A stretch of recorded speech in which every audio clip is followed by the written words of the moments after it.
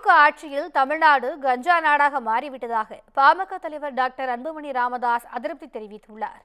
கன்னியாகுமரி மாவட்டம் நாகர்கோவிலில் பல்வேறு நிகழ்ச்சிகளில் பங்கேற்க அன்புமணி வருகை தந்திருந்தார். அப்போது செய்தியாளர்களிடம் பேசிய அவர், கன்னியாகுமரியில் நடைபெறும் கனிம வள கொள்கை குறித்து முதலமைச்சருக்கு அக்கறை இல்லை என விமர்சித்தார்.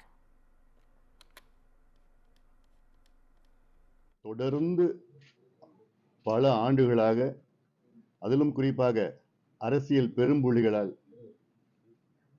கேரளாவுக்கு கடத்தி பெரிய அளவில் ஊழல் நடந்து கொண்டிருக்கிறது. இப்பொழுதோடு நடந்து கொண்டுதான் இருக்கிறது.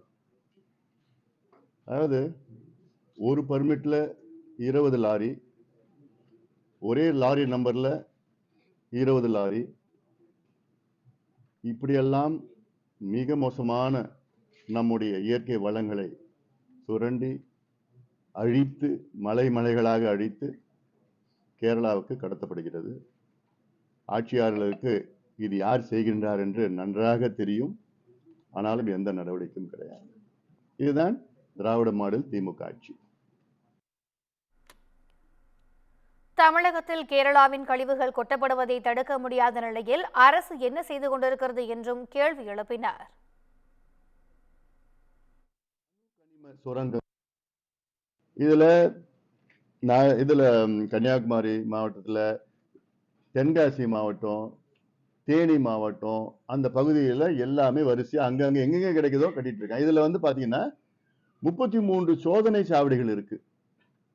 33 சோதனை சாவடிகளை மீறி தமிழ்நாட்டில் டன் கணக்குல மலையா காலங்காலமா கொட்டிட்டு இருக்கிறாங்கன்னா, அப்போ இந்த சோதனை சாவடி எதற்கு? இதற்கு அதிகாரிகள் எதற்கு?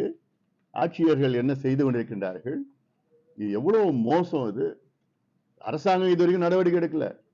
பசுமை தீர்ப்பாயம் அவங்க முன்கூட்டியே சூமோட்டோவா எடுத்து அதுல கேரளா அதை சுத்தப்படுத்தணும், அரசு சுத்தப்படுத்தணும்னு சொல்லி அவங்க சொல்லி இருக்கிறாங்க. தவிர தமிழ்நாடு அரசு இது வரைக்கும் ஒண்ணும் பண்ணல. ஏன்னா எல்லாமே லஞ்சம், ஊழல் தான்.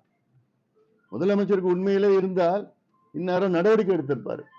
யார் அங்க காரணம், எப்படி வந்தது, அதிகாரி யார் காரணம், அவங்க மாதிரி நடவடிக்கை எடுத்து சஸ்பென்ஷன், டிஸ்மிஸல், ஜெயில பிடிச்சி போட்டுருணும். அவங்க எல்லாம் இதெல்லாம் மோசமான ஒரு சூழல்ல இருக்கு.